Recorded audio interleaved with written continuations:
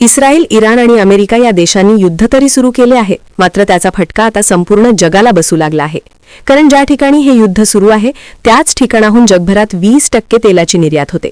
तसेच गॅस असेल आणि वाहतुकीचा मार्गही असेल. सध्याची जर स्थिती पाहिली तर आपल्याला लक्षात येईल की ज्या पद्धतीने युद्ध थांबण्याची कोणत्याही प्रकारची शक्यता दिसत नाही. कारण इराण यांच्या म्हणण्यानुसार ज्यांनी युद्ध सुरू केले आहे त्यांनीच हे युद्ध थांबवावे. मात्र आम्ही आमच्या आत्मसन्मानासाठी रक्ताच्या शेवटच्या थेंबापर्यंत लढत राहणार. ज्या पद्धतीने सध्याची परिस्थिती तेल असेल, गॅस असेल याविषयी झालेली आहे त्याचा आता कुठे सर्वसामान्य लोकांना देखील त्याचा फटका बसायला सुरुवात झाली आहे. जर आपण भारताचा विचार केला तर सध्या भारताकडे 3 महिने पुरेल एवढा तेलाचा साठा आहे असे सांगितले जाते. मात्र प्रत्यक्षात तुर्कीकडून तेल आयात केले जाणार असल्याची ही माहिती माध्यमातून समोर आलेली आहे. हा विषय झाला तेलाचा. परंतु सर्वसामान्यांना लागणाऱ्या गॅसच्या किमती देखील शनिवार 7 मार्च 2026 पासून 60 रुपयांनी वाढ करायचे ठरविण्यात आले आहे. त्यामुळे ही वाढ सर्वसामान्यांच्या खिशाला कात्री नक्की लावणार हे तर यातून स्पष्टपणे दिसत आहे. गेल्या काही महिन्यापासून या गॅसच्या दरात स्थिरता होती.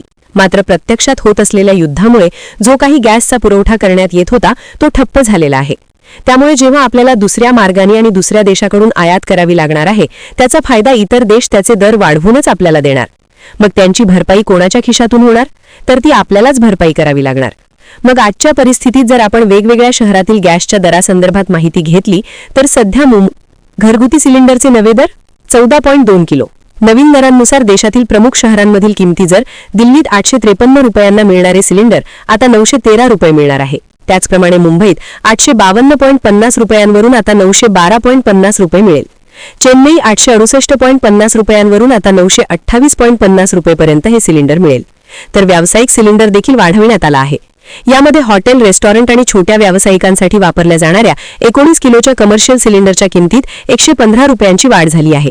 देशातील सरकार असो की सर्वसामान्य लोकांना वाटत होते की युद्ध तर अमेरिका, इराण, इस्रायल यांचे सुरू आहे, त्याचा फटका आपल्याला कसा बसणार? तर त्याची झळ आता सर्वसामान्यांना बसायला सुरुवात झाली आहे. आता वाढलेले हे दर स्थिर राहतील याची देखील शक्यता सांगता येत नाही. जोपर्यंत सर्व काही सुरळीत सुरू होत नाही तोपर्यंत अजून कोणता फटका सर्वसामान्यांना बसू शकतो तेही आपल्याला येत्या काळात लक्षात येईल.